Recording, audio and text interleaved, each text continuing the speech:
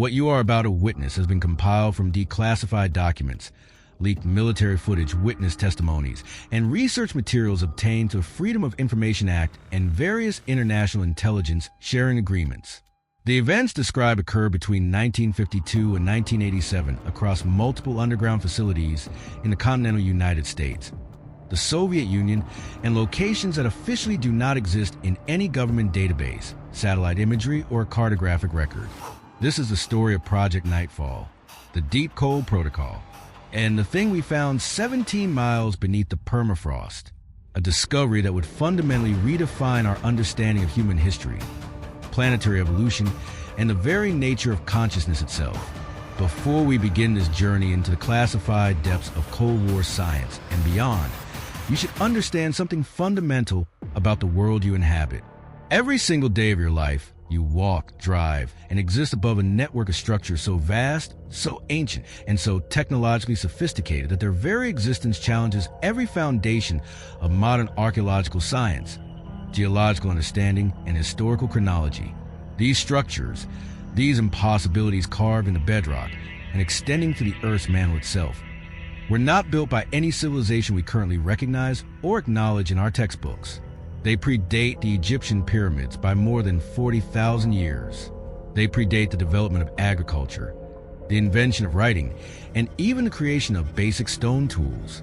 They were constructed during a time when anatomically modern humans were still sharing this planet with Neanderthals, Denisovans, and possibly other human subspecies we haven't even discovered yet.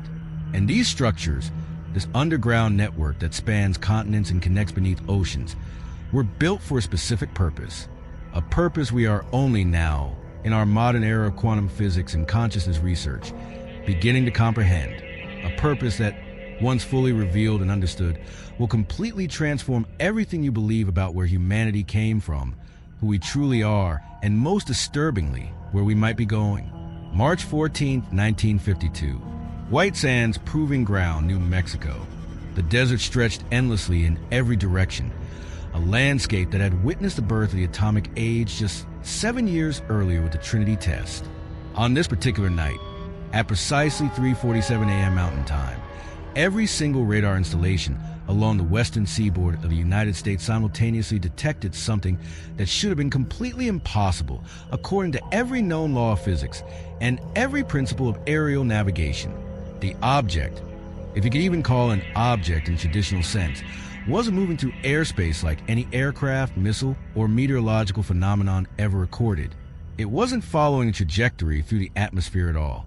Instead, according to the radar returns and seismic data that was being collected simultaneously, this thing was moving through the solid Earth itself, through bedrock, through the crust, traveling at an estimated velocity of 12,000 miles per hour, creating seismic disturbances that were being detected by geological monitoring stations from the California coast all the way to the eastern plains of Colorado.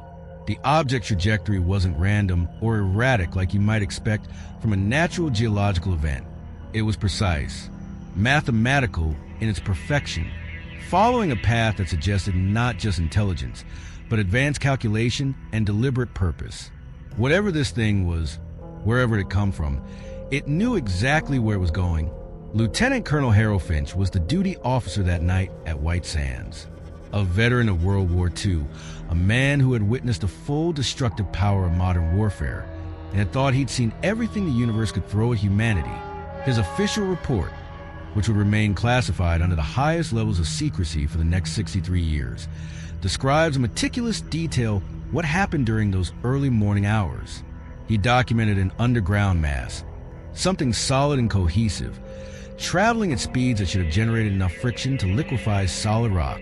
The seismic profile showed it creating a wake of geological disturbance that, according to every expert who later analyzed the data, should have triggered earthquakes along its entire path. Yet somehow, impossibly, the surface remained calm. Whatever was moving down there had found a way to travel through solid matter without disturbing it in any conventional sense. 8 hours after the initial detection, at approximately 11:45 a.m., Lieutenant Colonel Finch was found dead in his personal quarters on the base. The official cause of death, as recorded in military medical records, was cerebral hemorrhage, a sudden, catastrophic failure of blood vessels in his brain. Nothing unusual for a man in his 50s who had served in combat and lived through the stress of war, except for one small detail that was noted in the autopsy report and then immediately classified. The unofficial cause of death, the one that was whispered about in hushed conversations between medical personnel who had examined the body, was far more disturbing. Colonel Finch's brain tissue showed signs of radiation exposure, not the kind of exposure you might get from standing near radioactive material for a few minutes or even hours. The cellular damage was consistent with someone who had stood approximately 3 feet away from an active, unshielded nuclear reactor core for 72 continuous hours. The level of exposure recorded in his tissue should have killed him through acute radiation poisoning days before the cerebral hemorrhage could have occurred. His body should have been showing signs of radiation sickness, burns, cellular breakdown, immune system collapse. There was just one problem with this diagnosis. There was no nuclear reactor at White Sands Proving Ground. The nearest reactor facility was more than 200 miles away. Colonel Finch had not left the base in the week preceding his death. He had not been exposed to any known source of radiation, and yet his brain had been cooked from the inside as if he'd been standing next to a critical mass of uranium for 3 straight days. The medical examiner who performed the autopsy later reported, in testimony that was sealed for 50 years, that there was something else anomalous about Colonel Finch's remains, something they couldn't quite explain or quantify in medical terms.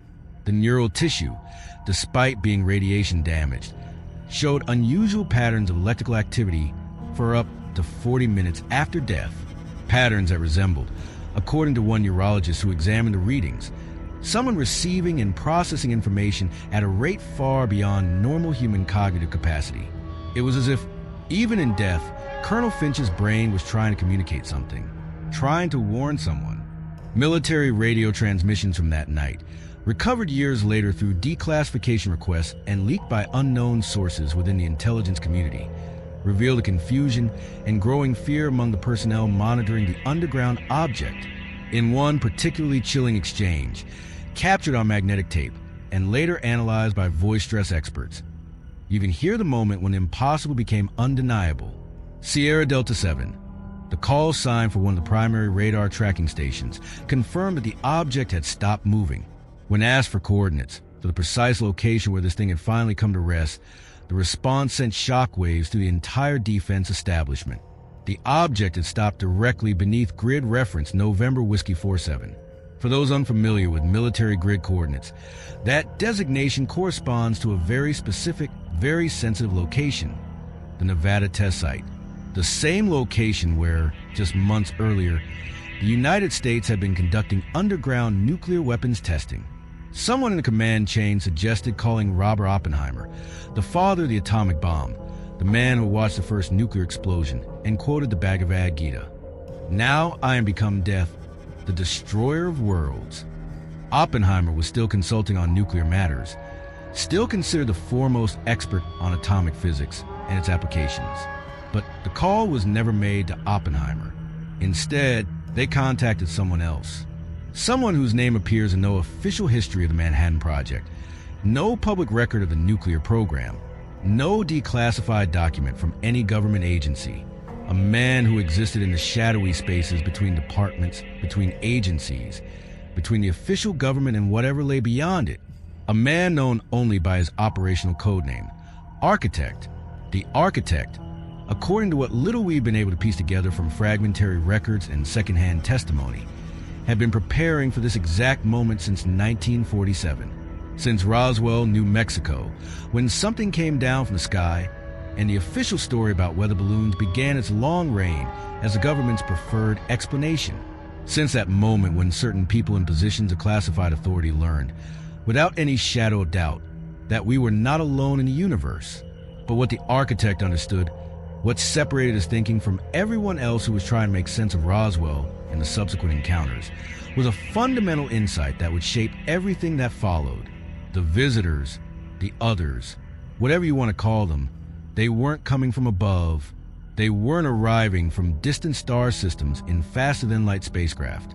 They had been here all along. They were already present, and they were below us, To truly understand Project Nightfall and the deep cold protocol that would later emerge from it, you must first understand the infrastructure.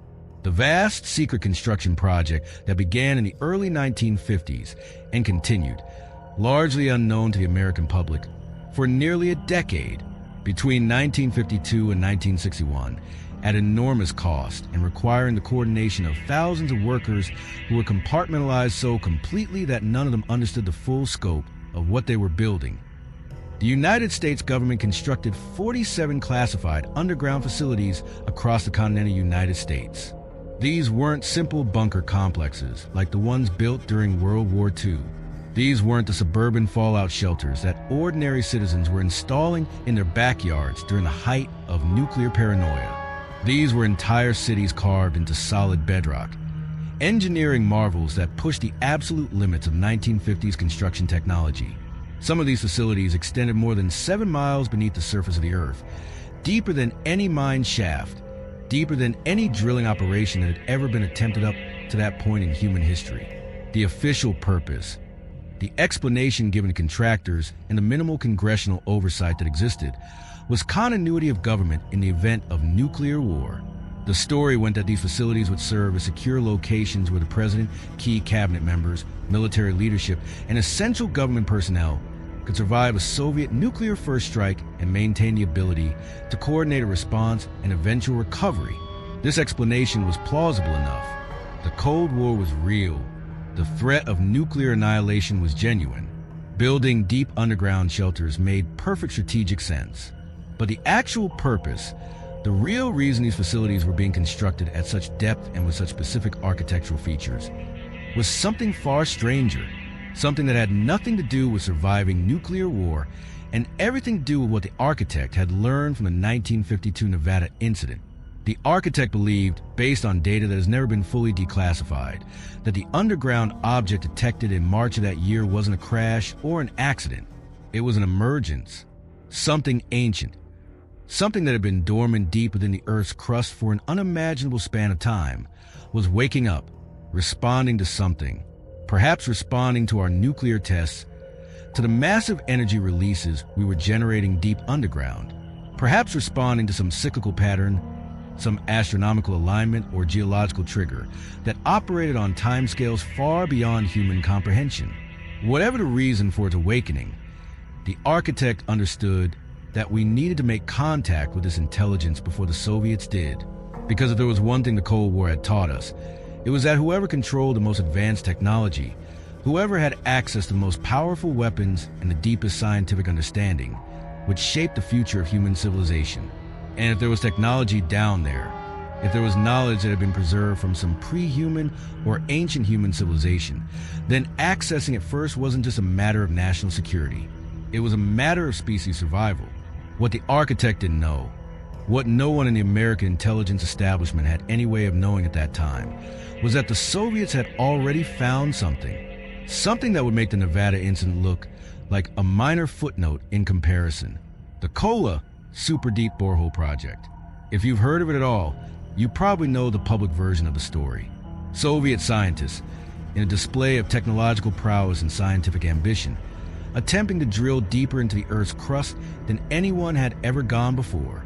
The official purpose was pure research, to study the composition and structure of the deep Earth, to test theories about geology and planetary formation, to push the boundaries of drilling technology. The project began in 1970 on the Kola Peninsula in the northwestern Soviet Union, one of the most remote and desolate regions of that vast country. By the time drilling operations finally ceased in 1994, they had reached a depth of 12,262 meters, making it the deepest hole ever drilled into the Earth's crust. The project generated valuable scientific data about deep Earth geology and confirmed several theories about temperature gradients and rock composition. That's the official story, the version you can read about in scientific journals and geology textbooks. But there's another story, a classified story that begins much earlier and involves discoveries that were never meant to be public knowledge. In 1954, 20 years before the official start of the Kola Super Deep Borehole, Soviet geological survey teams were conducting seismic studies in the same region, using sensitive equipment that had been developed for detecting underground nuclear tests. They detected an anomaly at a depth of approximately 7,300 meters. The seismic returns showed what appeared to be a large, metallic structure, something that had no business existing at that depth, embedded in rock that geological dating would later confirm to be hundreds of millions of years old. Soviet scientists, with full support from the highest levels of government and under strict orders of absolute secrecy, began drilling operations to reach this anomaly. When they finally broke through to it in August of 1954, what they found would change everything they thought they knew about human history and the nature of intelligence itself. They found a sphere, perfect in its geometry, 40 meters in diameter, composed of an alloy that contained elements not found anywhere on the periodic table. The metallurgy analysis, conducted by the best materials scientists in the Soviet Union, revealed atomic structures that shouldn't be able to exist in stable form according to known physics. The surface of this sphere was inscribed with patterns, mathematical sequences, geometric forms, and most remarkably, what appeared to be descriptions of quantum mechanical principles that wouldn't be formally theorized by human scientists for another several decades. The Soviets designated this object as Cascade. Object Cascade. The name came from the way the inscriptions on its surface seemed to cascade, one formula leading to another in an endless chain of mathematical and physical relationships. For months, Soviet scientists studied Object Cascade without attempting to breach its surface. They took measurements. They mapped every inscription. They photographed every detail. And slowly, they began to realize that they were looking at something that had been deliberately placed there. Something that was meant to be found. But meant to be found by whom and when? On August 8, 1954, after months of study and debate, Soviet engineers made the decision to extract a sample from Object Cascade. Using diamond-tipped drills, they managed to remove a small piece of the sphere's surface material.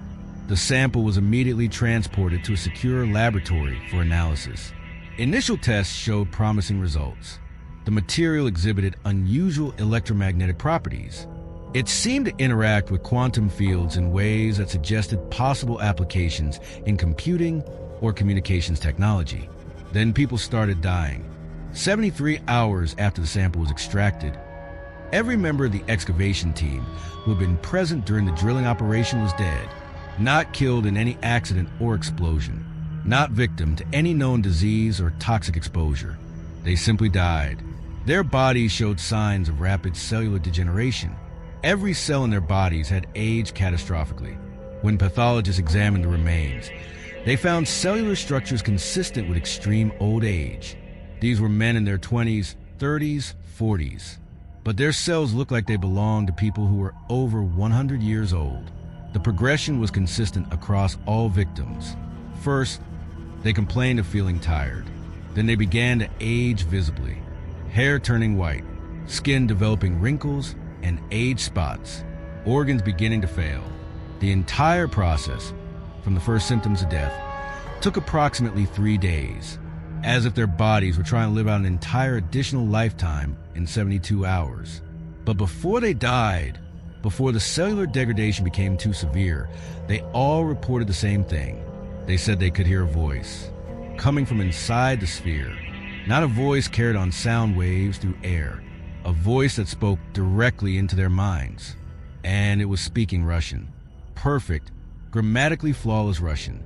But according to the linguists who later analyzed the transcripts of what the dying men said, the syntax was wrong. The sentence structures, the way ideas were expressed, the relationship between words. It was Russian, but Russian as it might evolve over centuries. Russian as it might be spoken by people 1,000 years in the future. The voice, according to the testimonies given by these dying men in their final hours, said this: "You have opened the wrong thing. Time flows differently here. We warned you in dreams. The barrier must not be breached. 17 miles. That is where the answer lies. But you should not seek it. The deep is not for those who have forgotten." The Soviet government, upon receiving these reports and witnessing the deaths of 17 highly trained personnel, made an immediate decision. The Kola site would be sealed. Object Cascade would be entombed in concrete and lead. All research materials would be classified as level 0. A classification so secret that it officially didn't exist in any Soviet filing system. A classification that meant the information could only be accessed by direct order of the General Secretary of the Communist Party. But they made one critical mistake, one decision that would set in motion a chain of events that neither superpower was prepared to handle. They told the Americans. During a back-channel meeting in Vienna in the autumn of 1954, a KGB officer named Yuri Petrov, working as a double agent for Western intelligence, handed over 3 photographs of Object Cascade to his CIA contact. Along with these photographs came a warning, a message that Petrov claimed came from the highest levels of Soviet scientific intelligence. Petrov, speaking in English with only a slight accent, delivered his warning in a small cafe that was regularly swept for listening devices. Your government is digging too. We know about Nevada. We know about the object you detected in March. We know about Dulce. We know about the deep facilities you are building. Tell your architect that whatever he thinks he is looking for, it is looking for him too. And it knows his name. It knows all our names. We are children playing with forces we do not understand. The sphere told us something before we sealed it. It told us that humans have found it before, thousands of years ago. And every time we find it, we make the same mistake. We open it, and then we forget. Somehow, across generations, the knowledge is lost and we start the cycle again. The sphere said we have done this 17 times. This is the 17th iteration. And this time, it said the consequences will be different. 2 weeks after this meeting, 2 weeks after Yuri Petrov handed over his photographs and his warning, he disappeared from his West Berlin safe house. Despite intensive investigation by both Western and Soviet intelligence agencies, his body was never found. The safe house was examined by every intelligence service that had an interest in the case. There was no sign of forced entry, no sign of struggle, no evidence that anyone else had been in the room. But there was something carved into the wooden floor of Petrov's room, carved with what must have been extraordinary force and precision, was a message in a language that no one could identify. The symbols were photographed, copied, studied by every linguist and cryptographer available to Western intelligence. For 30 years, the message remained indecipherable, just strange symbols that seemed to combine elements of cuneiform, hieroglyphics, and mathematical notation. Then in 1984, a breakthrough. A cryptographer working on ancient language databases input the symbols into a new computer analysis system.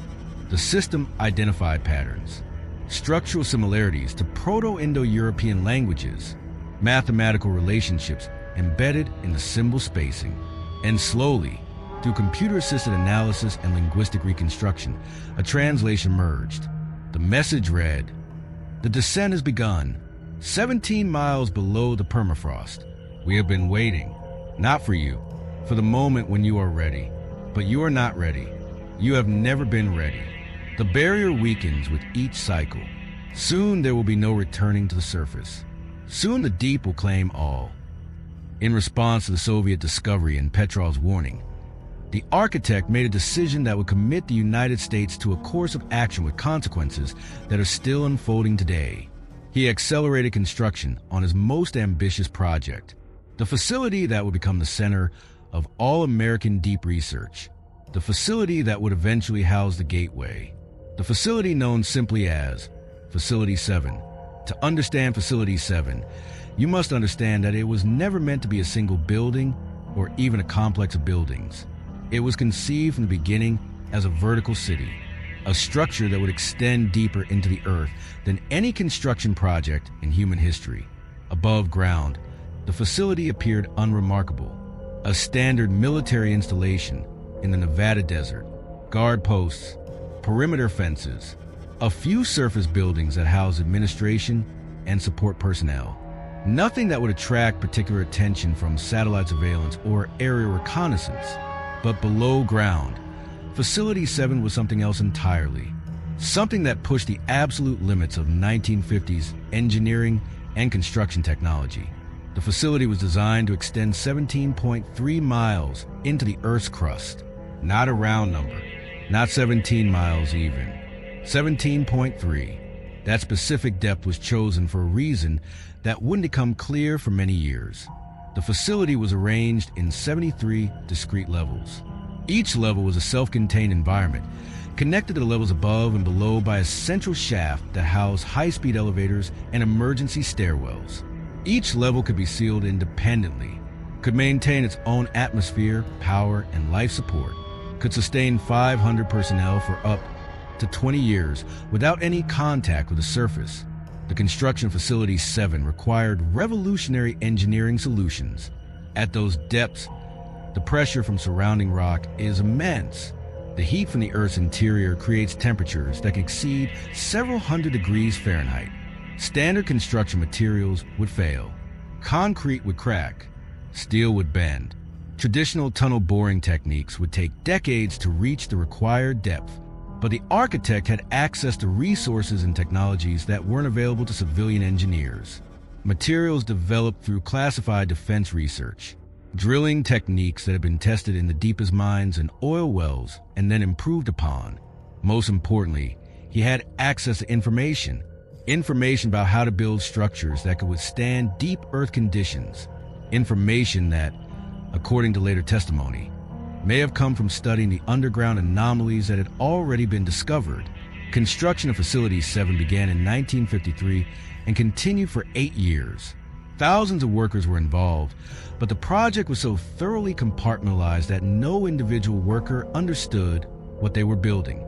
Surface construction crews thought they were building a standard military base. Deep excavation teams thought they were working on a geological research facility or possibly a new type of nuclear test site. Only a small group of supervisors and engineers, all with the highest security clearances, understood the true scope and purpose of the facility.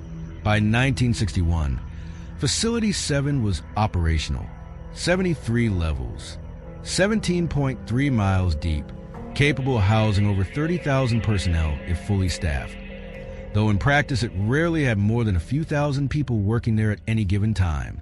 The upper levels housed standard research laboratories, living quarters, recreational facilities. The middle levels contained more specialized equipment. Particle accelerators, quantum computing arrays, materials science laboratories, biological research sections. But the deepest level, level 73, was different from all the others. It had been built around something that was already there. Something that geological surveys and deep penetrating radar had detected before construction even began. Something that changed everything about the architect's understanding of what lay beneath the Earth's surface. A structural engineer who worked on the Facility 7 project, speaking 40 years later under condition of complete anonymity, described a moment when the excavation teams broke through to level 73. He was a civilian contractor with top secret clearance, one of the few people allowed to see architectural plans for multiple levels of the facility. He worked primarily on levels 1 through 60, designing structural support systems and life support infrastructure. He never personally descended to the deepest levels, but he saw the equipment manifests. He saw what was being brought in for level 73, and he knew it didn't make sense. The equipment wasn't construction equipment. It wasn't the kind of machinery you'd use to build an underground facility. It was archaeological equipment, carbon dating systems, spectrographic analyzers for determining the age and composition of ancient materials, excavation tools designed not for moving rock, but for carefully uncovering and preserving artifacts, and something else. Something that appeared on the manifest as a temporal resonance scanner, a device that, according to the specifications, was designed to detect and measure quantum temporal distortions. When this engineer asked his supervisor what they were digging for at level 73, what they expected to find at that depth, the supervisor's response was cryptic but telling. He didn't say they were building something. He didn't say they were creating a new facility or installing new equipment. He said, "We're not digging down there, son. We're digging up. Something has been buried down there for a very, very long time, and we've been hired to uncover it." What they found at level 73 would justify every dollar spent, every life risked, every secret kept. They found the gate.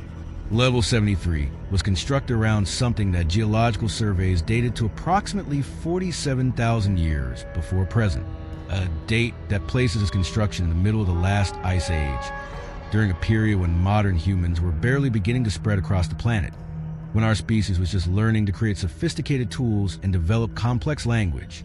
And yet, here was a structure that demonstrated engineering capabilities that exceeded anything 20th century technology could produce. The structure they called the gate was roughly circular in shape, 60 feet in diameter, composed of the same impossible alloy that the Soviets had found in Object Cascade. But the gate was different in one critical way. It wasn't dormant. It wasn't inactive. The gate was powered, operating, functioning according to some program or purpose that had been running for 47,000 years. The gate pulsed with energy, not electrical energy in any conventional sense. The phenomenon was more fundamental. It was as if space-time itself was oscillating around the structure, and the pulses occurred on a precise schedule, every 17 hours, every 17 minutes, every 17 seconds. The precision was absolute. Atomic clocks synchronized with the gate's pulse showed no variation whatsoever. 17 hours, 17 minutes, 17 seconds. Then a pulse. Then the cycle would begin again. During each pulse, the gate would activate. Its surface would glow with light that seemed to come from within the material itself, and symbols would appear, complex mathematical equations, star charts showing constellations that weren't visible from Earth's current position, but would have been visible 47,000 years ago, coordinates, precise navigational data pointing to specific locations on Earth. But not Earth as it exists now, Earth as it existed during the Ice Age. A team of cryptographers, physicists, and mathematicians spent 3 full years analyzing these symbols. They worked in shifts 24 hours a day, documenting every pulse, recording every symbol, building massive databases of information that they hoped would eventually reveal the purpose of the gate. The team included some of the brightest minds in American science, people who had worked on the Manhattan Project, people who had helped develop the first computers, people who understood quantum mechanics and relativistic physics at levels that few could match. Their conclusion, when it finally came, was both illuminating and terrifying. The gate wasn't showing us where to go. It wasn't providing coordinates for some distant star system or parallel dimension. The gate was showing us where something else had been. It was displaying a historical record, a log of previous activations, previous uses, and every single coordinate it displayed pointed to Earth. But the Earth of 47,000 years ago, an Earth in the grip of an ice age, an Earth where modern human civilization didn't exist. The implications were staggering. Whoever built the gate, whoever created this impossible technology, they had been operating on Earth during the Ice Age, and they had been traveling, not through space, through time, or through something that connected different moments in time. The gate was a temporal technology, but not in the way that science fiction imagined time travel. It was a device for moving backward or forward through history. It was something more subtle, more complex, a technology that allowed access to places where time itself behaved differently. A quantum physicist who was part of the research team working under the project codenamed Echo Prior later provided testimony about what they discovered. Her job was to determine if the gate represented some kind of temporal manipulation technology, to understand if it was possible to use this structure to move through time or access different timelines. What she discovered changed her entire understanding of physics and reality itself. The physicist explained that the gate wasn't a doorway through time in any linear sense. It didn't allow you to go back to the past or forward to the future. Instead, the gate accessed a place, a dimensional space, where time worked fundamentally differently. A place where the past, present, and future weren't separate moments in a sequence, but were layered together, existing simultaneously. A place where causality didn't flow in one direction, but formed loops and spirals and structures that human minds weren't designed to comprehend. In 1961, the research team decided to conduct an experiment.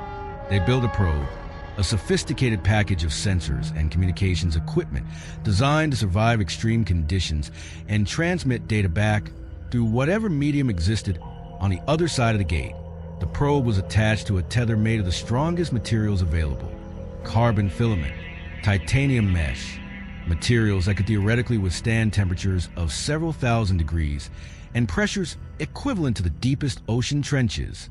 The test was conducted on a carefully chosen date, during one of the gate's activation pulses, at the exact moment when the structure was glowing, when the symbols were visible, when whatever field it generated was at maximum intensity. The probe was sent through, pushed past the surface of the gate, which seemed to ripple like water despite being solid metal. The tether paid out. 10 feet, 20 feet, 50 feet.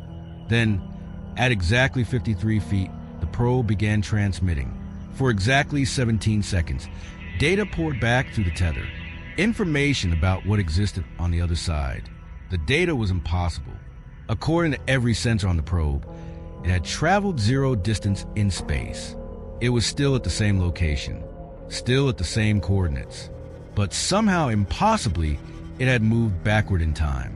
The radioactive dating equipment on the probe was showing readings consistent with Earth 47,000 years in the past. After 17 seconds, the transmission stopped. The tether went slack. And for 17 hours, there was nothing. No signal. No data. Just silence. The research team waited, monitoring equipment, recording everything, hoping the probe would continue transmitting, fearing what it might mean if it didn't. Exactly 17 hours after the transmission ceased, the probe came back. It didn't travel back through the gate. It simply reappeared, materialized in the center of the chamber at level 73. One moment there was empty space. The next moment, the probe was there, as if it had always been there, as if it had never left. When this engineer asked his supervisor what they were digging for at level 73, what they expected to find at that depth, the supervisor's response was cryptic but telling. He didn't say they were building something. He didn't say they were creating a new facility or installing new equipment.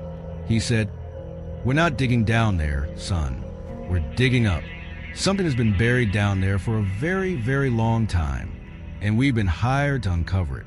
What they found at level 73 would justify every dollar spent, every life risked, every secret kept. They found the gate.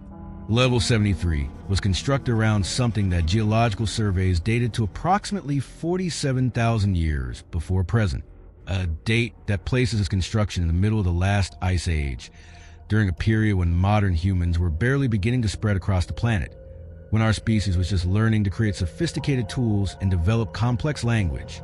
And yet, here was a structure that demonstrated engineering capabilities that exceeded anything 20th century technology could produce. The structure they called the gate was roughly circular in shape, 60 feet in diameter, composed of the same impossible alloy that the Soviets had found in Object Cascade. But the gate was different in one critical way. It wasn't dormant. It wasn't inactive.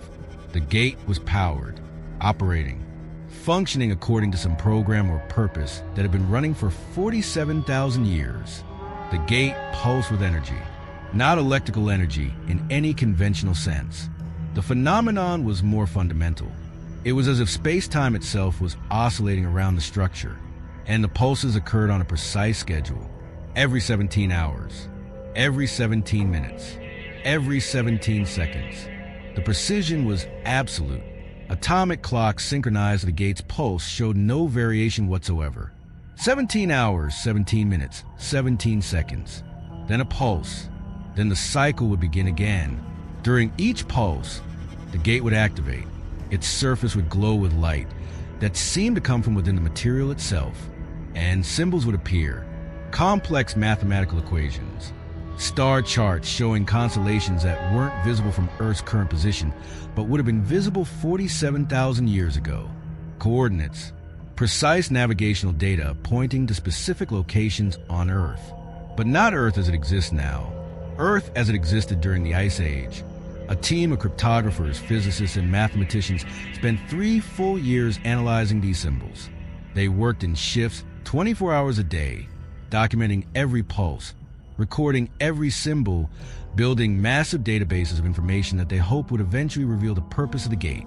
The team included some of the brightest minds in American science, people who had worked on the Manhattan Project, people who had helped develop the first computers, people who understood quantum mechanics and relativistic physics at levels that few could match.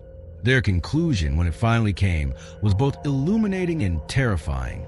The gate wasn't showing us where to go. It wasn't providing coordinates for some distant star system or parallel dimension.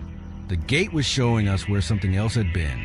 It was displaying a historical record, a log of previous activations, previous uses, and every single coordinate it displayed pointed to Earth.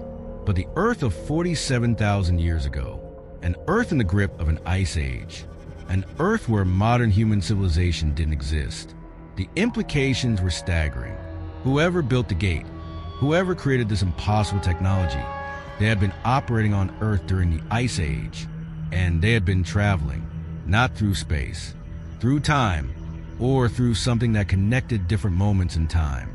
The gate was a temporal technology, but not in the way that science fiction imagined time travel. It wasn't a device for moving backward or forward through history. It was something more subtle, more complex, a technology that allowed access to places where time itself behaved differently. A quantum physicist who was part of the research team working under the project codenamed Echo Prior later provided testimony about what they discovered. Her job was to determine if the gate represented some kind of temporal manipulation technology, to understand if it was possible to use this structure to move through time or access different timelines. What she discovered changed her entire understanding of physics and reality itself. The physicist explained that the gate wasn't a doorway through time in any linear sense. It didn't allow you to go back to the past or forward to the future. Instead, the gate accessed a place, a dimensional space, where time worked fundamentally differently.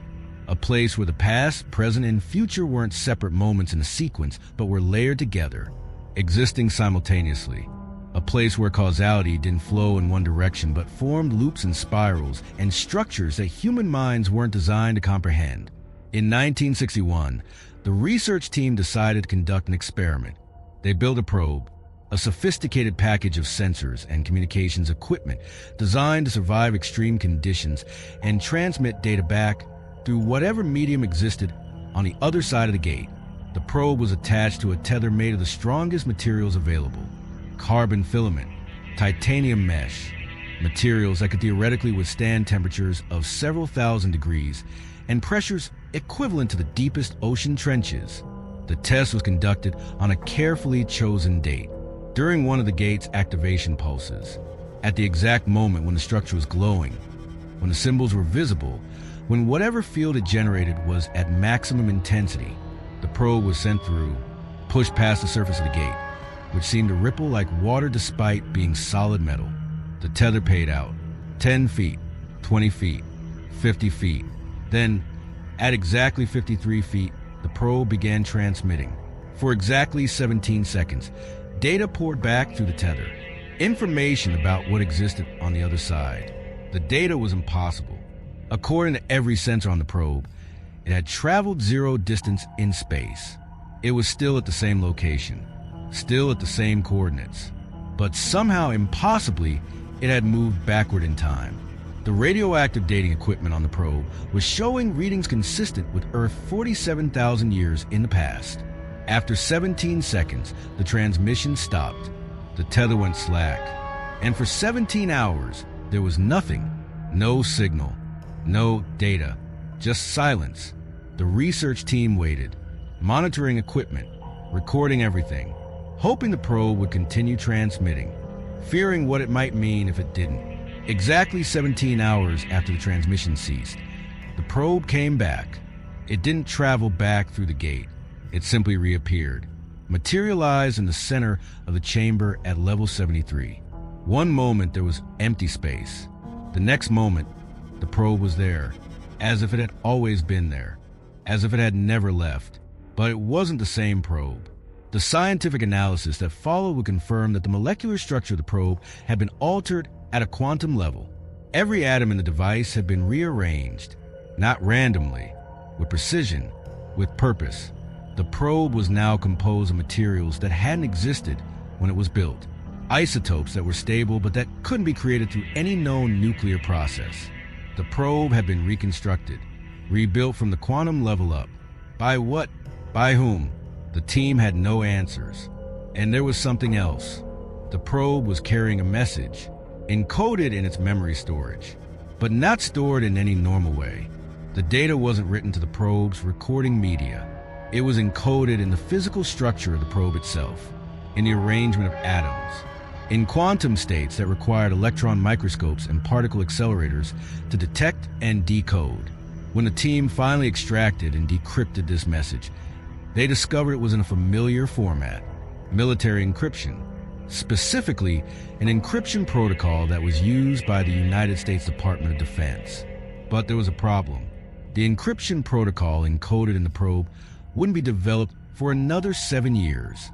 It was an encryption system that didn't exist yet, couldn't exist yet, was still being designed in theoretical papers and classified research labs. The message itself was brief, direct, and absolutely terrifying. It said, "Do not open 17. They are already inside. The barrier was breached in cycle 3. Containment failed in cycle 7. By cycle 12, the integration was irreversible. You are in cycle 17. This is the final warning. Do not open 17. Level 17. That designation meant something specific in Facility 7's architecture.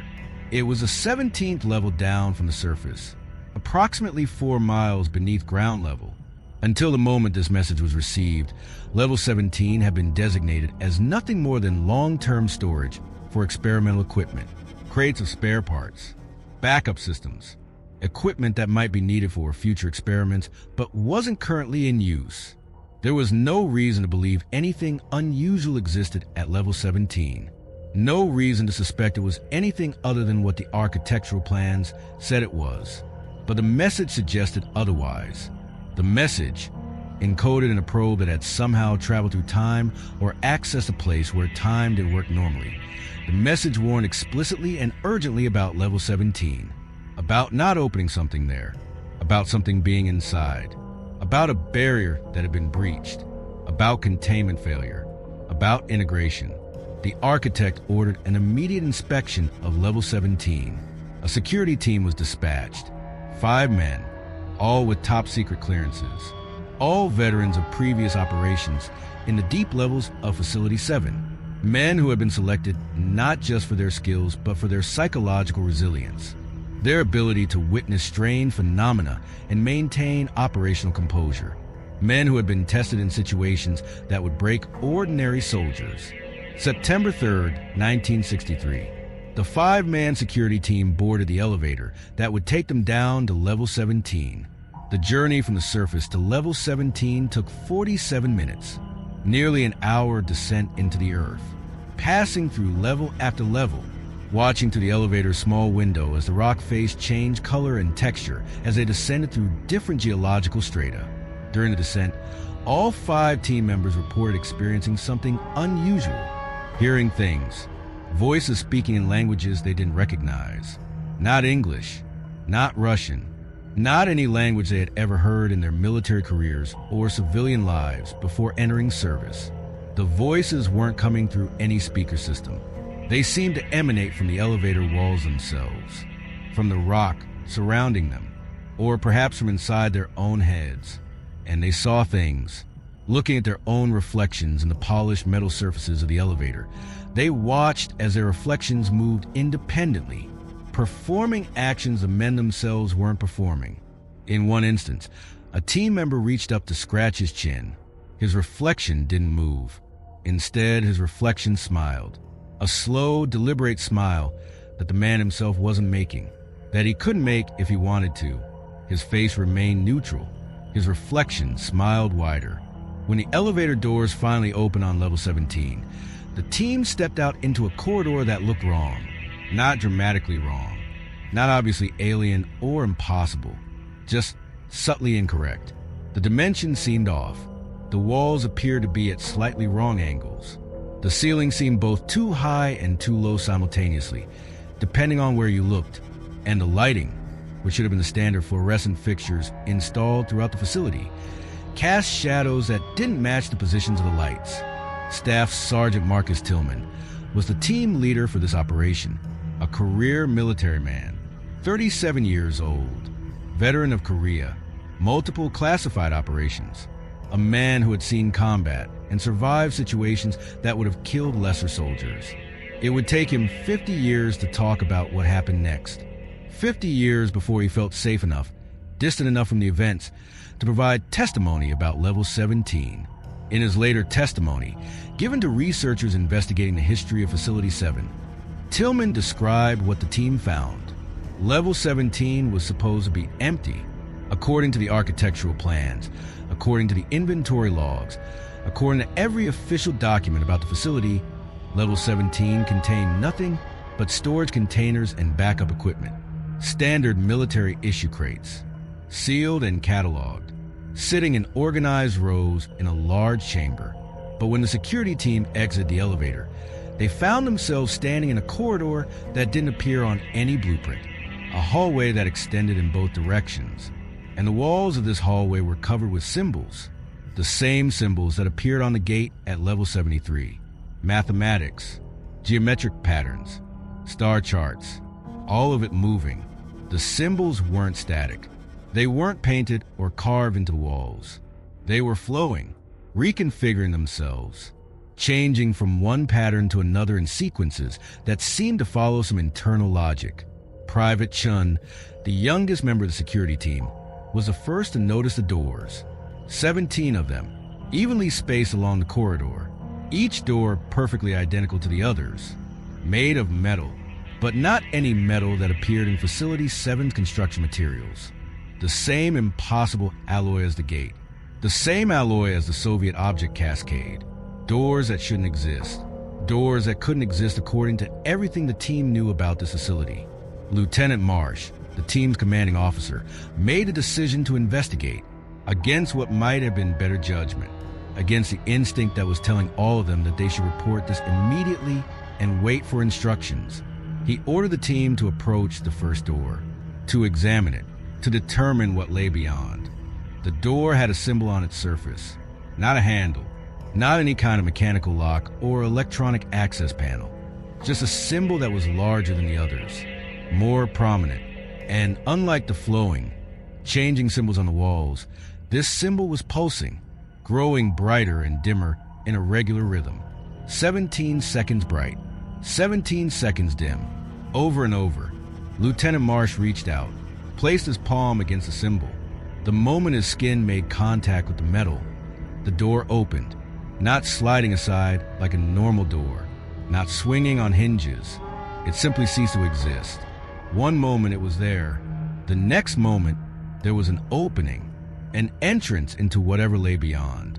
Beyond the door was a room. But calling it a room doesn't do justice to what the team witnessed. It was a space, a volume, but it existed in a way that rooms don't normally exist. The walls, if you could call them walls, were transparent, not like glass, not like any transparent material. You could see through them, but what you saw wasn't the rock of the Earth's crust or the metal framework of Facility 7. You saw stars, not like looking up at the night sky through a telescope. You saw stars as if you were among them, between them, floating in the void of space. In the center of this impossible room was a chair, a simple chair, metal frame, leather seat, the kind of chair you might find in any military facility. And sitting in the chair was a person, a man in his 50s, wearing a Soviet military uniform, but not a historical uniform from the 1950s or 60s, a modern uniform, the kind of uniform that Soviet and later Russian military officers were wearing in the 1990s and 2000s. Clean, well-maintained, showing the rank insignia of a colonel in the Soviet Strategic Rocket Forces. The name tag on the uniform read, Petrov, Yuri Petrov, the same KGB defector who had warned the Americans about Object Cascade, the same man who had handed over photographs in Vienna, the same man who had disappeared from a West Berlin safe house 9 years earlier. Here he was, sitting in a chair, in a room that couldn't exist, for miles beneath the Nevada desert. He looked at the security team, turned his head with deliberate slowness, and his eyes were wrong, completely wrong. They should have been human eyes, white scarab, colored iris, black pupil, but Petrov's eyes were solid black. No white, no iris, just black that seemed to absorb light rather than reflect it. black that seemed to go on forever if you looked too long. He spoke in perfect English. No trace of a Russian accent. An American accent. Midwest. The kind of accent you'd hear in Iowa or Nebraska. He said, "You're late. The experiment began without you. We've been waiting for 17 cycles. The others have already descended. Why did you stop at 17? The answer is at 73. But you're not ready. You were never ready. We warned you in dreams. We warned you in the symbols. We warned you through probability itself. But humans never listen. You always dig deeper. You always open the doors that should remain closed." Lieutenant Marsh, acting on training, on instinct, on the overwhelming sense that the situation had become a threat to himself and his team, drew his sidearm, aimed at Petrov, fired 3 rounds, center mass. The same shots that had been drilled into him through thousands of hours of training. The shots that should drop any human target. Petrov didn't react. The bullet struck him. The team could see the impact, could see his uniform ripple as the rounds hit. But there was no blood, no sign of injury, no indication that he'd been harmed in any way. He simply stood up from the chair, smooth, unhurried, and began walking toward the security team. With each step Petrov took, his body flickered, phased in and out of visibility, like watching a film where frames have been randomly removed. He was there, then not there, then there again, but in a slightly different position, as if he was moving through time as well as space, as if he existed partially in this moment and partially in other moments, past and future overlapping in his movements. The security team ran, all 5 of them. No debate, no questions, just pure survival instinct taking over. They ran back toward the elevator, but when they reached the location where the elevator should have been, where they had exited just minutes before, they found only wall, solid wall. The elevator shaft was gone, sealed with metal, the same impossible metal as the gate, as the doors, as if the elevator had never existed. They were trapped on level 17 with whatever Petrov had become. For 73 hours, the 5-man security team was officially missing. Search parties were organized. Every level of Facility 7 was checked. Communications equipment was tested and retested. Theories were proposed about equipment malfunction or possible defection or unauthorized departure from a facility, but there was no evidence of anything. The men had simply vanished. Then, 73 hours after they had entered the elevator, they reappeared, walked into the level 1 cafeteria during breakfast shift. Hundreds of facility personnel witnessed it. The 5 men didn't come through the cafeteria entrance. They came through a wall, a solid concrete wall. One moment the wall was solid and unbroken. The next moment, 5 men were stepping through it as if it was made of mist, and they had aged, visibly, dramatically. All 5 men looked approximately 17 years older than they had 73 hours earlier. Hair grayer, faces more lined, bodies showing the wear of nearly 2 decades of life. Medical examination would later confirm this wasn't some kind of accelerated aging process or radiation damage. These men had actually lived 17 additional years. Their cells showed normal aging patterns, telomere shortening, accumulation of cellular damage consistent with normal aging. Every biological marker indicated they had lived and aged normally. They just did it somewhere else. Someone else. When the men were finally debriefed, when they were able to communicate coherently about what happened during those 73 hours, they all told the same story, described the same experiences, with a consistency that made their testimony impossible to dismiss as hallucination or psychological break. They described encountering 17 different versions of Facility 7, 17 different iterations of the same structure, each one existing in a different time period, different timeline, different version of history. In some versions, the facility was abandoned, empty corridors and silent chambers. In others, it was fully operational, but staffed by personnel the security team didn't recognize. People speaking languages that didn't exist in the world they knew. People wearing uniforms that didn't match any nation's military. But in one version, one specific iteration, they found level 73, fully operational, and they witnessed what the architect had been building, what all of this was for. Sergeant Tillman described it in his later testimony. His voice still carried the weight of what he had seen even 50 years later. The final level, when we reached it in that other version of the facility, it wasn't a laboratory, it wasn't a research station or a military installation. It was a cathedral. That's the only word that fits. A cathedral built to honor something, to worship something. The gate was in the center of an enormous chamber, but it had been expanded, modified. They'd built a ring around it, like a particle accelerator, but massive, miles in diameter somehow. Even though we were deep underground, the chamber extended in ways that shouldn't be possible.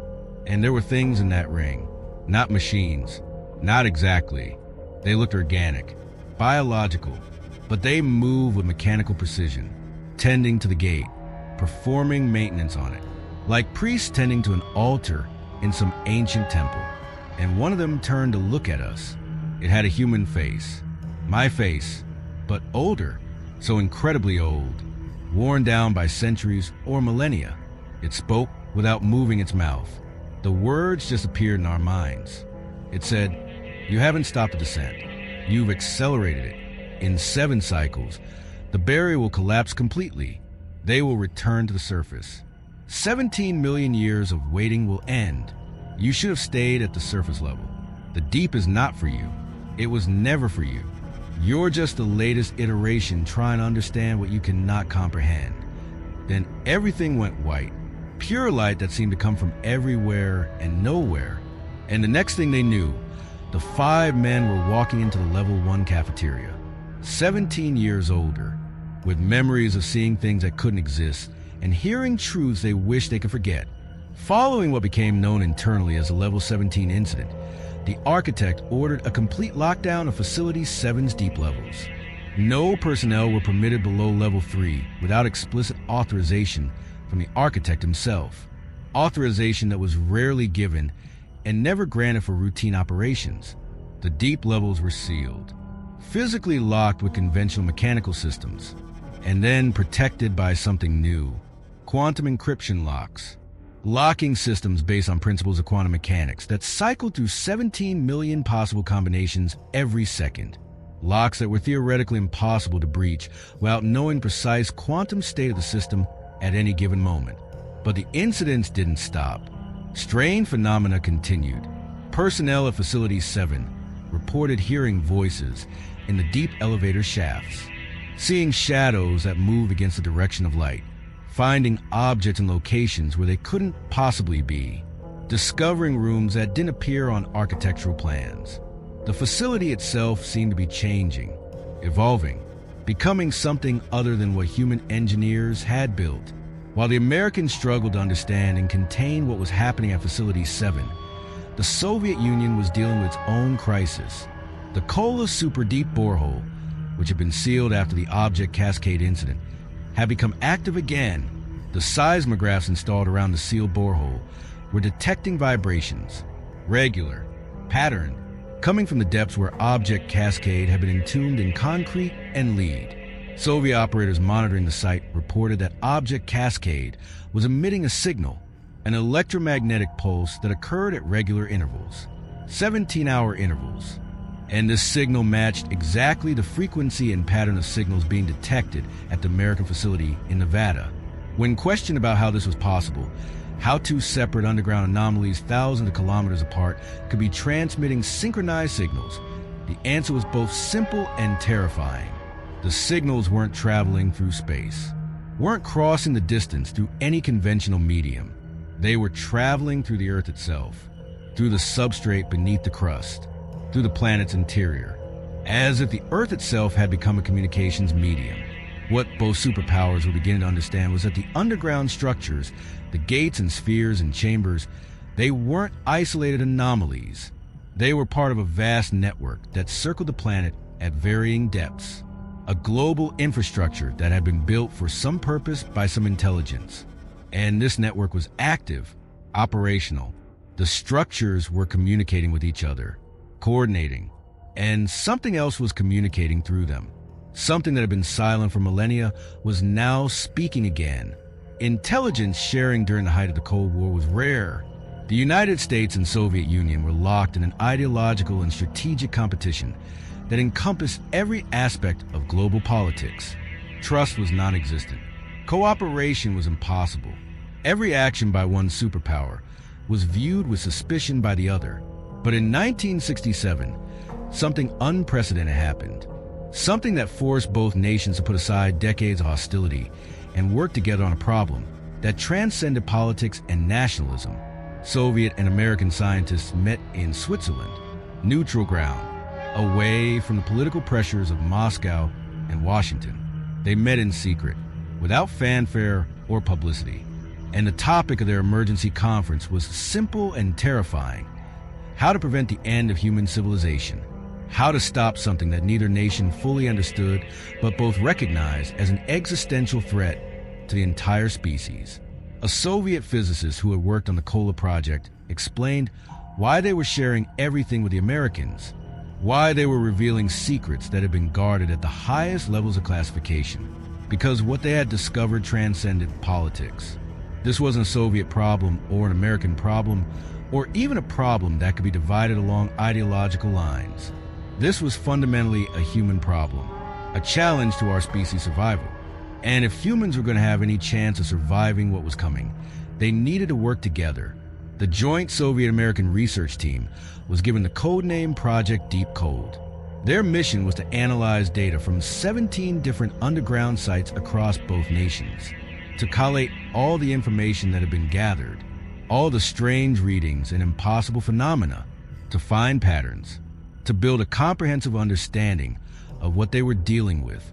Their findings, compiled in a classified report that has never been fully released, suggested something that challenged everything we thought we knew about Earth's history and the development of life on this planet.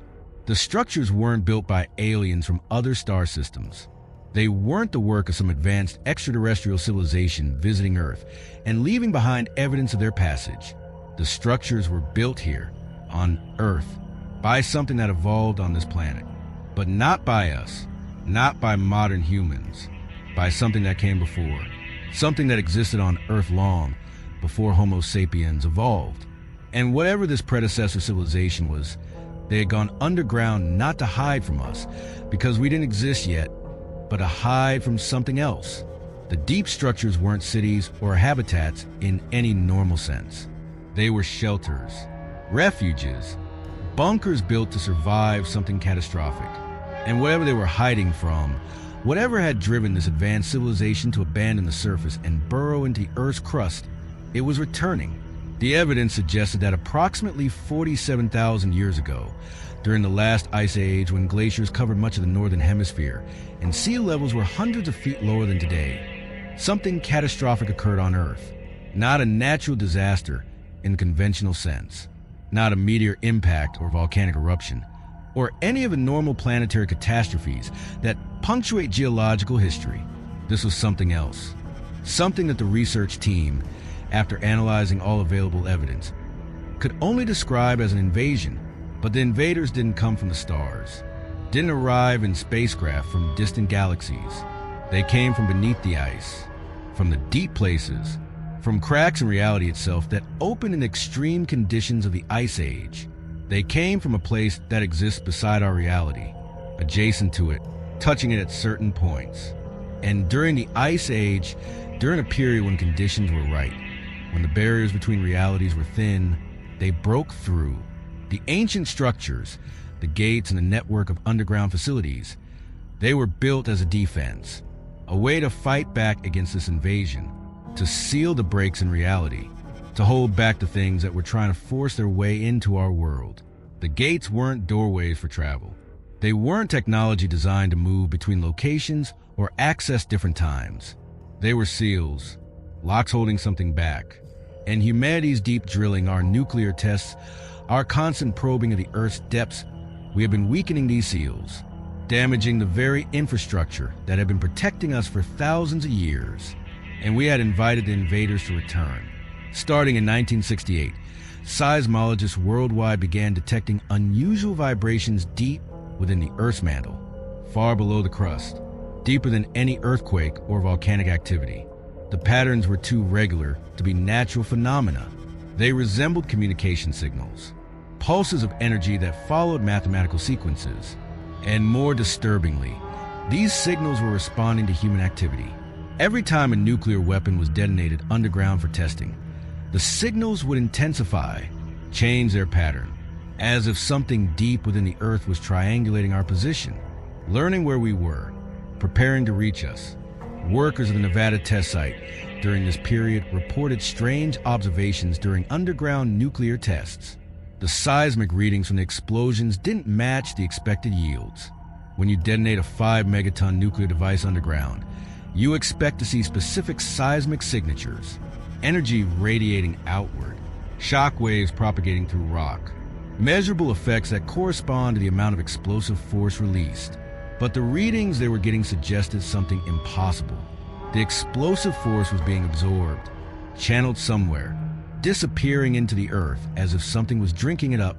One geologist suggested an explanation that seemed absurd but fit the data. There had to be a massive hollow space beneath the test site, a cavity so large that it could absorb the energy of a nuclear explosion without collapsing, without showing any of the normal signs of structural failure you'd expect from such massive energy transfer. They calculated the size of this cavity based on the energy absorption rates. The numbers were insane, impossible. A hollow space approximately 700 miles wide, existing 17 miles beneath the continental United States. A void within the planet that by all rights should cause the entire continental crust to collapse. The Earth's crust simply cannot support a cavity of that size at that depth. The rock would give way. The whole region would sink. It was geologically impossible. Unless something was holding it open, unless there was technology down there, ancient infrastructure that was maintaining this impossible space, preventing the natural geological collapse that should have occurred millions of years ago. Project Deep Cold reached a conclusion that both the Soviet and American teams found terrifying in its implications. The network of ancient structures wasn't just a series of isolated bunkers or refuges. They formed a support system, a technological framework that was maintaining a massive underground void. And inside that void, based on the signals being detected, something had been waiting. Something had been dormant for thousands of years. And our drilling, our nuclear testing, our constant disturbance of the deep earth, we had begun to wake it up. The Soviet and American teams agreed on an emergency protocol, a plan of action that would require both superpowers to abandon significant research programs and curtail activities that were considered vital to national security. But the threat was too great, the risk too immediate. Politics had to be set aside in favor of survival. The protocol was simple in concept. All deep underground facilities would be sealed. All drilling projects that had penetrated below a certain depth would cease immediately. The gates and other anomalous structures would be buried under thousands of tons of concrete and lead. Every site where humanity had encountered these impossible technologies would be locked down, made inaccessible. And then we would wait. We would freeze all activity, deny the things below any indication of our presence, hope that without continued stimulation, without the constant perturbation of their environment, they would return to dormancy, return to sleep, buy us time to develop better understanding and better defensive capabilities. They call it the Deep Cold Protocol, named for the Ice Age conditions that had first allowed the invasion 47,000 years ago, named for the cold silence they hoped to impose on the deep places, a freezing of activity, a return to inaction. The protocol was implemented in 1969. Facility 7 was sealed, access restricted to a skeleton maintenance crew that never descended below level 3. COLA super deep drilling operations stopped at 12,262 meters, just short of the depth where Object Cascade waited. Every other classified underground facility, in America, in the Soviet Union, in the handful of other nations that had been conducting deep research, everything was locked down according to the protocol specifications. For 18 years, the Deep Cold Protocol held. The signals from the deep grew fainter. The strange phenomena at facilities around the world decreased in frequency and intensity. It seemed to be working. The things below, whatever they were, seemed to be responding to the cessation of human activity. returning to dormancy, going back to sleep. And then, in 1987, everything changed. March 17, 1987, precisely 35 years after the initial Nevada detection. At precisely 3:47 a.m. Mountain Time, the same time as the original incident, seismic stations across the globe detected a massive disturbance, not originating from a single point, multiple epicenters, simultaneous, coordinated. The gates were opening, all of them. Every sealed structure in the network was activating at once. At Facility 7, automated systems that had been dormant for 18 years suddenly came online. Emergency power grids activated without any human intervention. Elevator shafts that had been mechanically locked unsealed. The quantum encryption on the deep levels cycled to open positions. And from deep below, from level 73, something began to rise. A member of the skeleton crew monitoring the facility that night described what happened. For people total, rotating 8-hour shifts. Their job was simple. Watch the gauges, monitor the seismic equipment, make sure the seals held. For 18 years, nothing had happened. Every shift was exactly the same. Boring, routine. Until that night, the seismographs went crazy. Not just registering activity. They were showing movement, something massive, something that had mass and occupied physical space. And it was ascending through the facility, moving up from level 73 through the sealed levels toward the surface. They tried to call it in, tried to contact Surface Command and report what was happening. But communications were dead. Every phone line, every radio frequency, complete silence. According to the emergency protocols, when communications failed, personnel were supposed to evacuate, get to the surface, seal the facility from outside, but the surface doors were locked. Sealed shut, the skeleton crew was trapped inside with whatever was coming up from the deep. They could hear it in the elevator shaft, something massive moving upward, but the elevators themselves weren't operating. The cars were still locked in place. Whatever was coming up was doing so without using the facility's standard infrastructure. It was climbing or floating, moving through the shaft in ways that shouldn't be possible. And the sound it made was unlike anything they had ever heard. Metal grinding, but not metal grinding against metal. More like metal grinding against reality itself. A sound that hurt to hear, that made your teeth ache and your vision blur. It reached their level. Level 1, the surface level. The elevator doors, which should have been sealed, which should have required electronic access codes and physical keys to open, they just opened, slid apart smoothly, revealing the elevator shaft beyond. And nothing came out, but the temperature dropped 40 degrees Fahrenheit in less than 5 seconds. The monitoring room went from comfortable room temperature to below freezing in the time it takes to draw a breath. The crew's exhalations became visible clouds of frost. Their skin began to hurt from the sudden cold, and they could see something, not with their eyes, in their minds, a presence, an intelligence, vast and ancient and completely alien to human experience. And it showed them things, showed them what it was, what it had been, what it would become. The 4-person monitoring crew was found 17 hours later by an emergency response team that had been dispatched when Surface Command lost contact with the facility. All 4 crew members were in catatonic states, eyes open but unseeing, pupils fully dilated, non-responsive to verbal commands or physical stimuli. Medical scans showed highly unusual neural activity.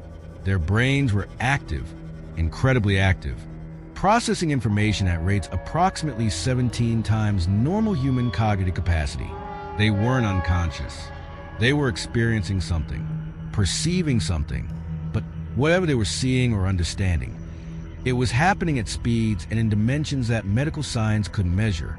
When the crew members finally regained normal consciousness, 73 days after they'd been found, after spending more than 2 months in what appeared to be a profound psychological fugue state, they all reported the same vision, described the same experience with remarkable consistency and detail. They described encountering something that wasn't an alien in any traditional sense. It wasn't a creature from another planet that had traveled through space to reach Earth. It was something far stranger and more disturbing than that. It was human, or at least, it had been human once, long ago, in the distant past. It was what humanity could become, after 17 million years of evolution in complete isolation beneath the Earth's crust. After 17 million years of adapting to conditions that no surface-dwelling creature could survive. After 17 million years of technological and biological modification. After becoming something entirely new. They had been down there since before modern humans existed as a species. Since before Homo sapiens evolved from earlier hominid ancestors. They were the previous iteration of humanity, an older version, and they had gone underground to escape something that had wiped out their surface civilization, some catastrophe that had made the surface uninhabitable, and they had been waiting, patient beyond human comprehension, waiting for the surface to become safe again, waiting for a new species of humans to evolve and develop technology sophisticated enough to help them return. But being underground for that long had changed them. Fundamentally, irreversibly, they had evolved in the dark, in the crushing pressure of the deep earth, in the isolation of sealed chambers where no light penetrated and no connection to the surface world existed. They had become adapted to the deep, specialized for it, and now they could no longer survive in surface conditions. The atmosphere would poison them, the sunlight would burn them, the gravity, lower at the surface and in compressed depths, would tear them apart at a cellular level, and yet they needed a return, because the gates, the barriers they had built to seal away the real threat, those barriers were failing. The substrate entities, the things from outside reality, they were breaking through again, and only by working together, surface humans and deep humans, could the barriers be reinforced, could the invasion be stopped, could both versions of humanity survive what was coming. The vision revealed something that Project Deep Cold had missed in their analysis. The ancient underground network wasn't a prison keeping the deep humans contained. It wasn't a refuge protecting them from surface dangers. It was a seal, a barrier between our reality and something that existed beyond it, between the normal universe of matter and energy and something else, something that existed in the quantum foam beneath reality, in the mathematical spaces between particles, in the probability fields that determine which quantum states would collapse into observable phenomena. The deep humans, the subterranean collective as they called themselves, had built the gates to hold back these substrate entities, beings that fed on consciousness, that consumed ordered thought and left behind only chaos, that existed partially in our reality and partially outside it, able to influence probability and causality in ways that seemed impossible. Every time we drilled deep, every time we detonated nuclear weapons underground, every time we sent probes and equipment and personnel into the deep earth, we weakened the barriers. We created cracks that the substrate entities could exploit. We invited them to break through. And in 1987, the barrier was failing, critically, catastrophically, and the subterranean collective had no choice but to emerge, to reveal themselves, to ask for help from the surface humans who didn't even know they existed. The subterranean collective began emerging from facilities worldwide, not just at Facility 7, at Kola, at the 17 other sites that Project Deep Cold had identified, at locations that governments didn't know existed because the collective had been using them for thousands of years. They came up from the depths, not with hostility, not with any intention to invade or conquer or displace surface humanity. They came with desperation. They needed our help to seal the gates permanently, to reinforce the barriers that were failing. But doing so would require sacrifice. It would require the collective to abandon any hope of returning to the surface, to accept permanent exile in the depths, in an environment that had shaped them but would eventually kill them through accumulated environmental damage and resource depletion. They were asking surface humanity to save our shared world by condemning them to eventual extinction, to choose between the survival of billions of surface humans and the survival of millions of deep humans.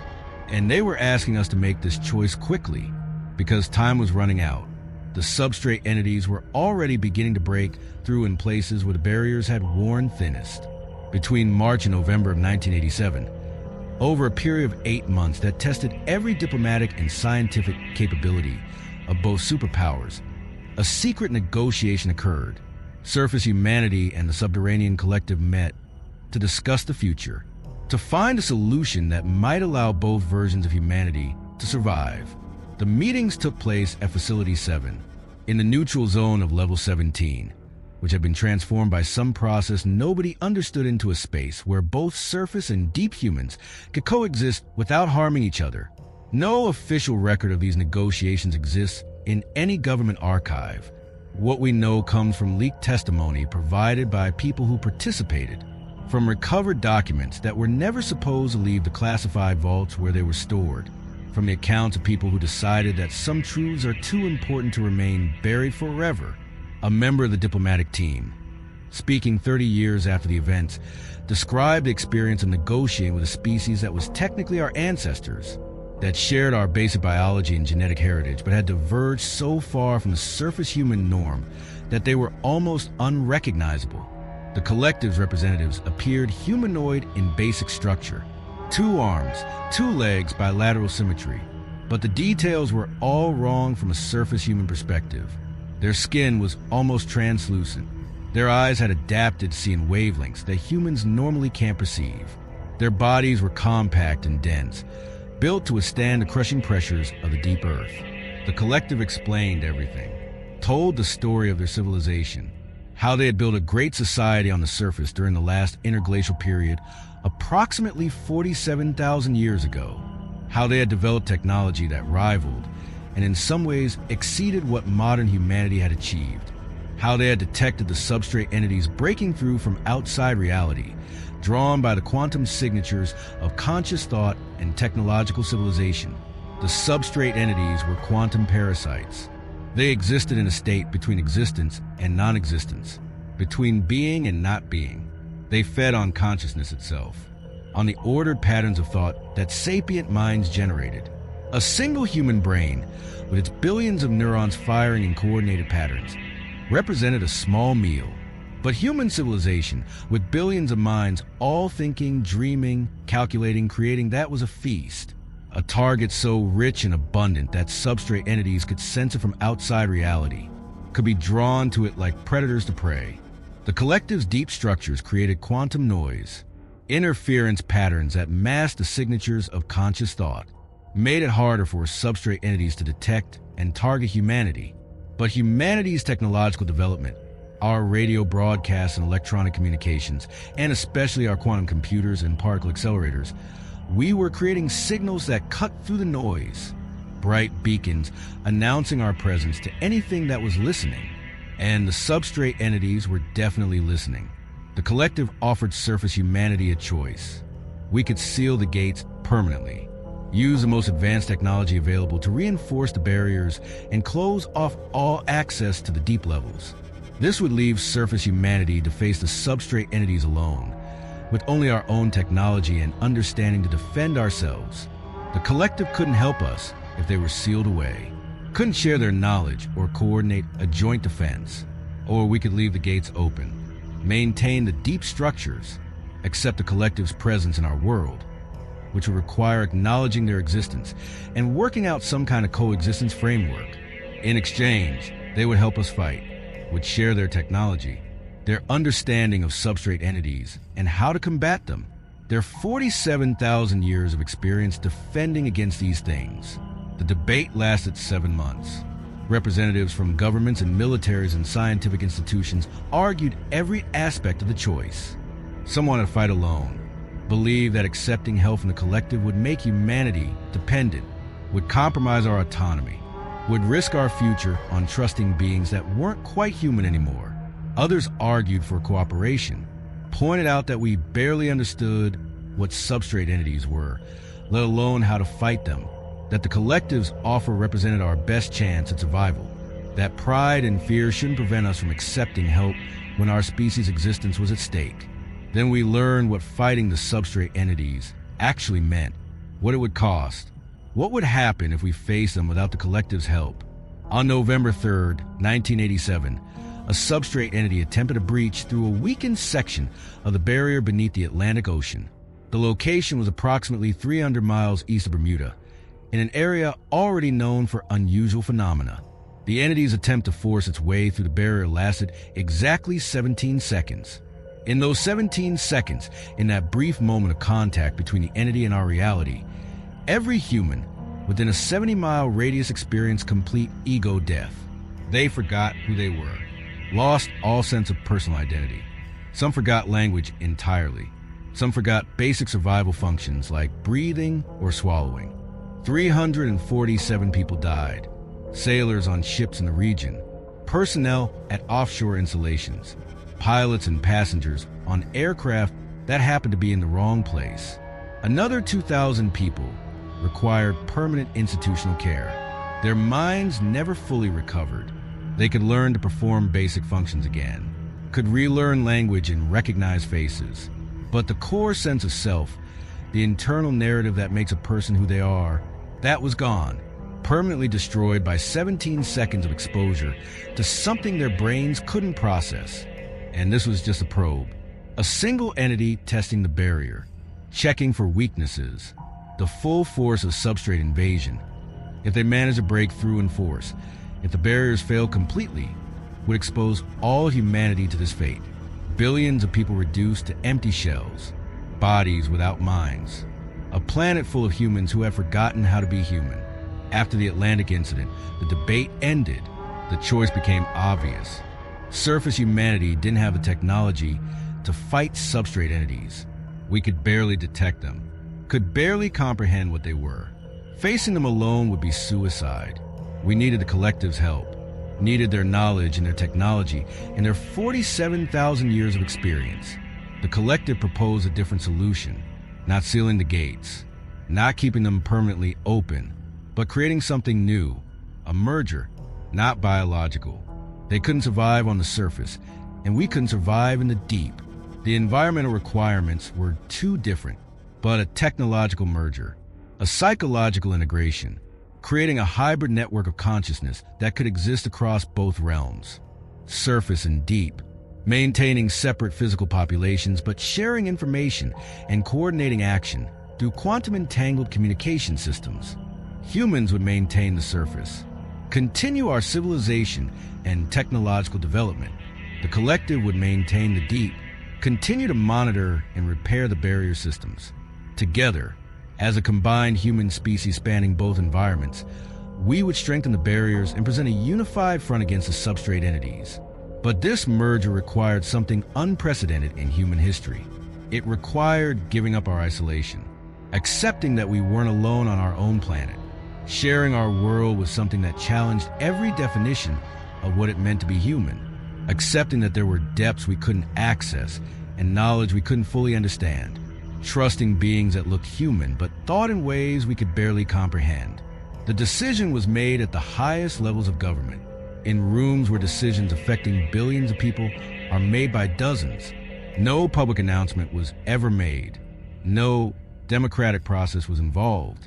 Those in power decided that some truths were too dangerous for mass knowledge, that revealing the existence of the subterranean collective and the substrate entities would cause panic and social collapse, that the cooperation required to survive this threat was more important than transparency or public accountability.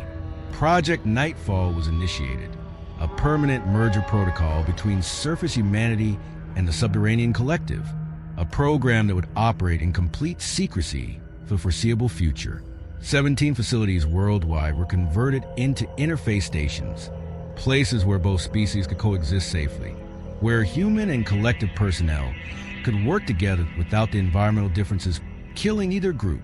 Facility 7 became the primary hub, the center of all cooperation, the point where surface met deep. Selected individuals were recruited for direct integration, volunteers who tested high for something called quantum consciousness sensitivity, the ability to perceive and interact with quantum phenomena at a level beyond normal human capacity. These individuals could interface directly with the collective's network, could communicate with deep humans despite the vast differences in cognition and perception. They were called depth walkers, humans who could walk in both worlds. A depth walker, speaking anonymously about the experience, described what it meant to connect with the collective's network, to join minds in a limited and carefully controlled way with beings that thought on timescales and in dimensions that human brains weren't designed to process. The experience wasn't like talking to someone, wasn't like any normal form of communication. It was more like accessing a vast library of living information, like having every book ever written available instantly in your mind. But the books were thinking, were aware, were actively engaging with you as you read them. The depth walker described visiting the deep, not physically. That would be impossible. Human bodies couldn't survive the pressure and temperature, but mentally, through the network, through quantum entangled states that allowed consciousness to exist temporarily in two places at once. The deep was beautiful in ways that surface minds could barely comprehend. Cities that spanned thousands of miles beneath the crust, architecture that worked in 4 dimensions, art that existed as patterns of quantum probability, music that you experienced not through hearing, but through direct perception of mathematical harmonics. But it was also dying, slowly but inevitably. The deep environment was changing. The substrate pressure was increasing even with the barriers in place. Resources were depleting. The collective's population was declining. They had perhaps a few thousand more years before their civilization collapsed entirely, unless the barriers could be strengthened, unless a permanent solution to the substrate threat could be found. Project Nightfall has been operational for 37 years now. The public remains unaware. Official explanations exist for every strange phenomenon. Every unexplained incident has a cover story. Experimental aircraft for UFO sightings. Seismic testing for underground vibrations. Mass hallucination from contaminated food or water for consciousness events. The machinery of secrecy operates smoothly. Most people never question the official narratives.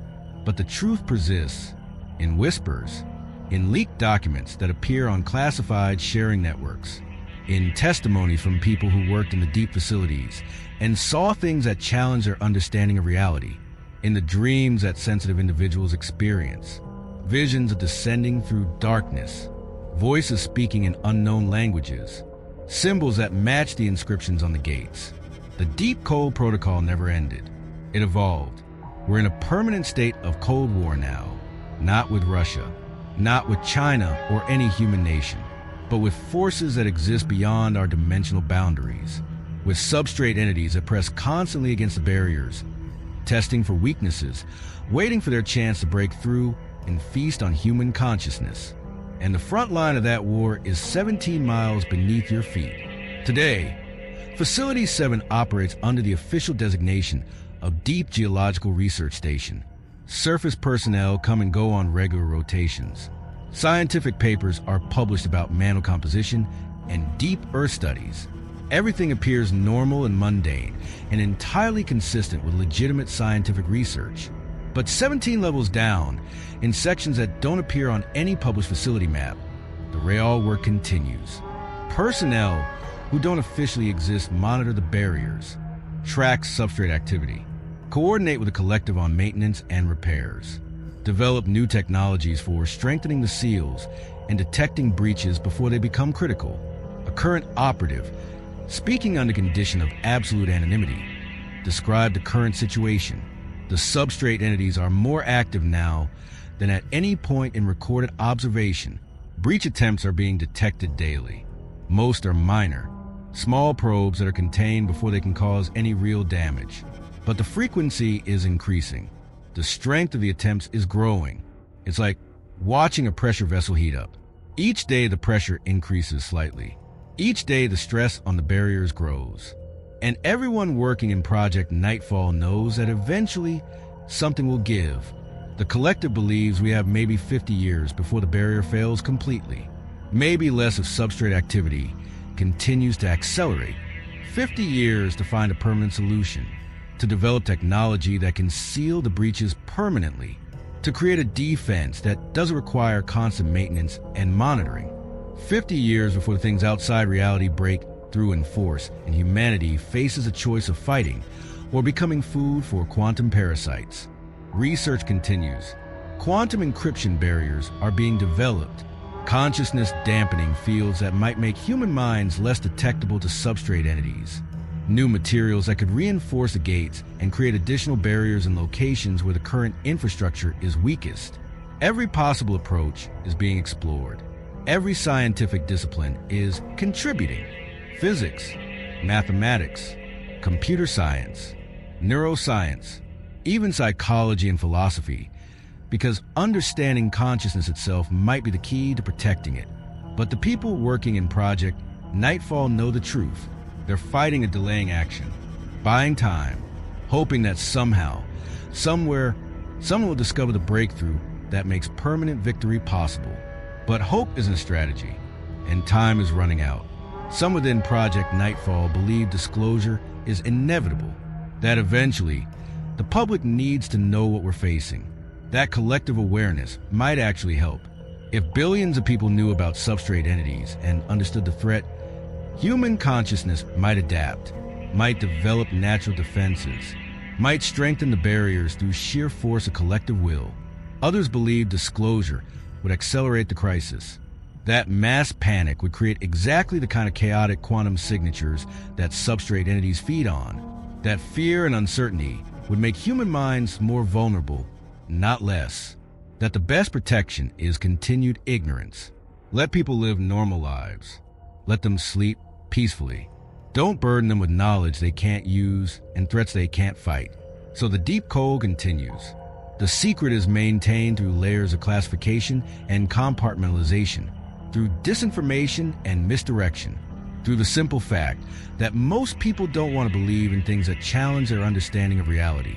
And those who know, those who carry the burden of knowledge that could break the world, they continue their work in silence, in darkness, in the deep places where normal humans never go and never want to go.